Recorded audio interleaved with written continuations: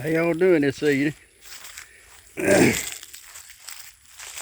hadn't posted anything on here in a long time about my, growing up as a sharecropper son and moving over to another parish. We live in Louisiana, and we moved to another parish when my daddy saved his money, bought him some land over there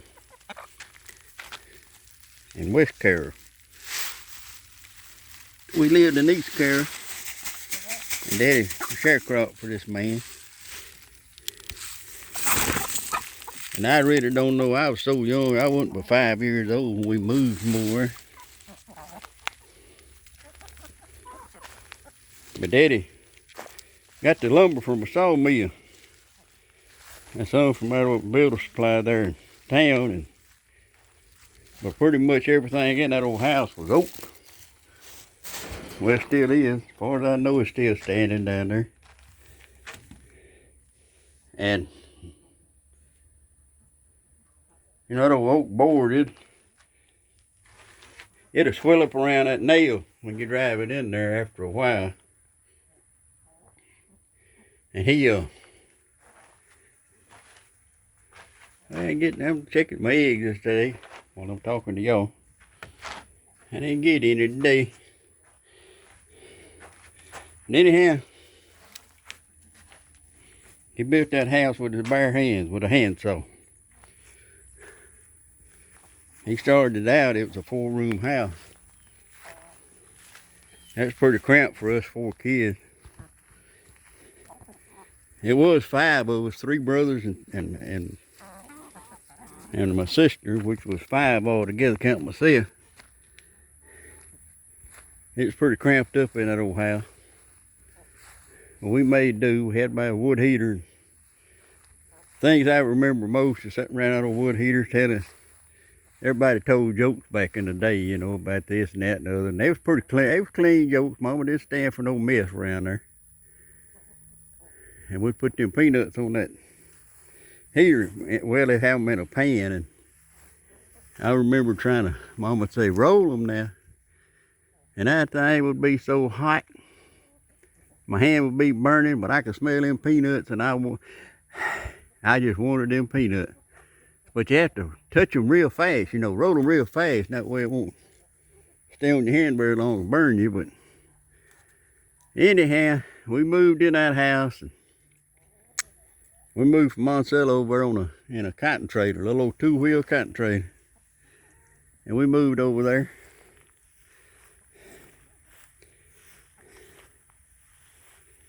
And it was 40 acres to start with. And Daddy, after he got the house built and everything, we moved over there.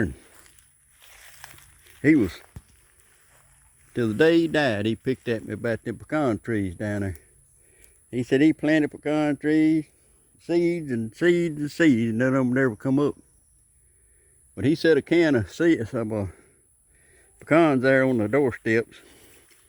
And little old curious boy like me don't go over there and check them out. So I went over there and dotted them out through the yard. And he said every daggone one of them things, they still down there now. They all of them come up. It's just amazing how when God says it's time, it's time.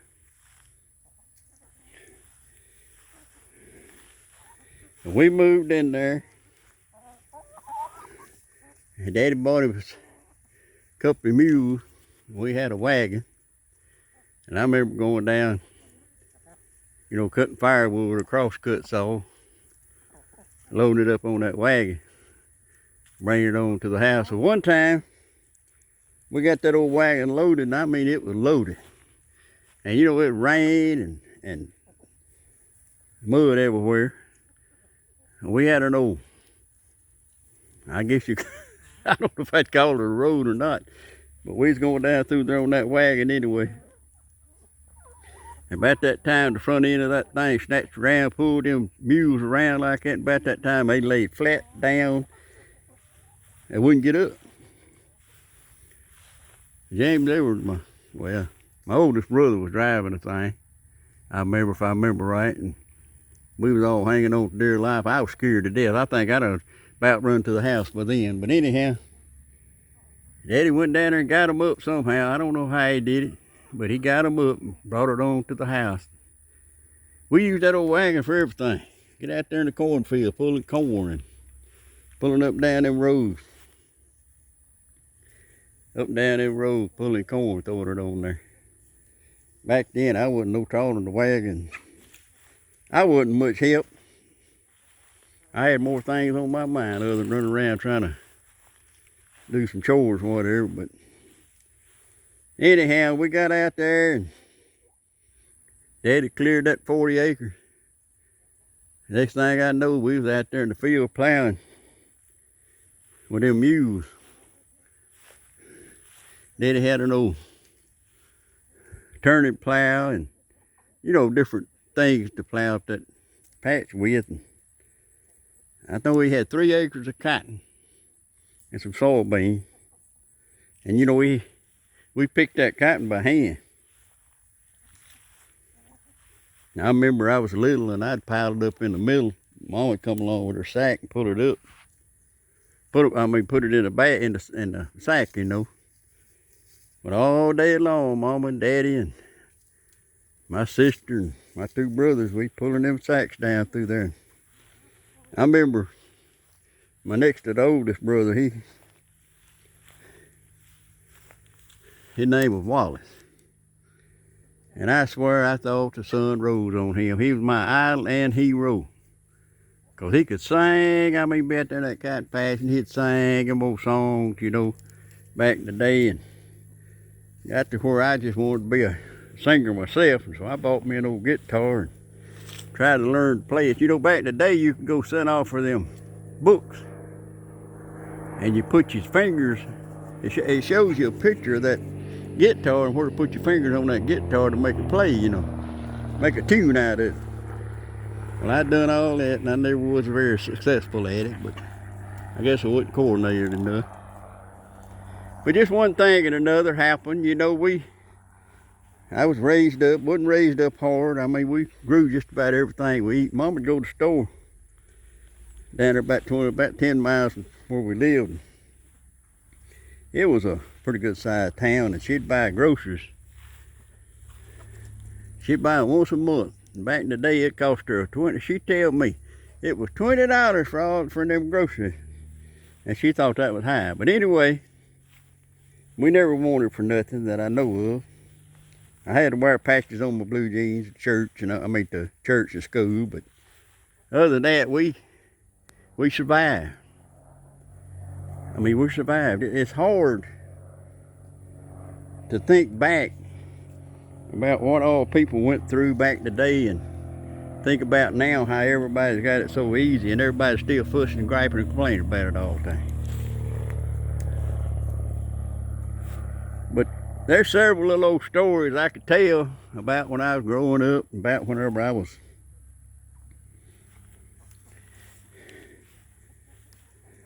back in the day.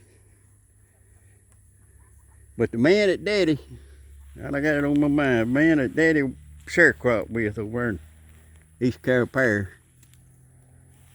After I got on up a little older, where I could hoe, you know, drag a hoe across the roads and all that, I went over there for that same man he worked for. And we hoed cotton and chopped cotton. You know, back in the day, they didn't have them hill dropping planters. The planters would more or less throw the seeds down through there. And we'd come along there with a hoe. And every how width that hoe was, we'd cut and leave a width of the hoe. And then cut, leave a, you know what I'm doing? Cut that cotton down. That way it would grow and span out. You know, nowadays they got them big fine hill droppers and all that and everything. But now, back in the day, we didn't have all that. Our daddy did. Anyway, I went over there, and that old black land over there, that's what they call it. Over here is ridge dirt where I live, but it's black land over there. I mean, just black as smut out there. I mean, and it'll stick to your feet.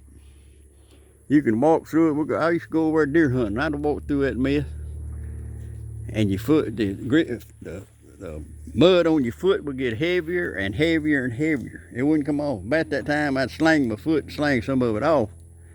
But it'd stick to you like glue. But anyhow, there was a bunch of us out there hoeing cotton and all that. This one old boy had him a car, you know, and everybody would hang on the back of it. Put their fingers down in that little reset there in that back of that car, you know, and lay on the turtle hull, we called it, on the trunk. And hold on for dear life. And I mean, he'd go like 60 miles an hour down that turn road, we called it. Around the curve and up and down through. Well, I figured I was 10 feet tall and bulletproof, so I got on there and tried it myself. Well, we didn't go far. About that time, he went around that curve and slanged me off. And I rolled around out there in that field, and I mean, that was it was like that concrete. It was like a concrete highway. Got up and all skinned up and bruised up. I didn't break nothing, thank God. Well, I learned my lesson. Don't do that no more. But anyhow, I just wanted to start talking to y'all again and see how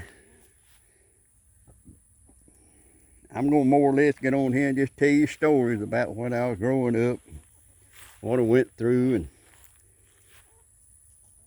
more or less a little bit of everything. But I'd appreciate if y'all subscribe and come back and see me, because I'm going to be pretty much every day talking about growing up as a child and what I went through and on up to now. And I'm going to let y'all floored me yesterday. I was sitting there watching TV and the Pope come on there. He's 70 years old, and I was thinking back in the day, everybody said, you know, they'd look at old people and they'd say, that person is older than the Pope. And I was thinking, here I am older than the Pope. I mean, in a way that's not good, but in a way that is good. Good Lord let me live that many years. But I'm going to talk some more about it. I'm going to talk some more about me growing up. And I know I talk in riddles, as Wise says, but y'all just hang on. And I'll try to talk to y'all about it as much as I can and try to make sense of it all. But I hope y'all come back. See me the next time. All right.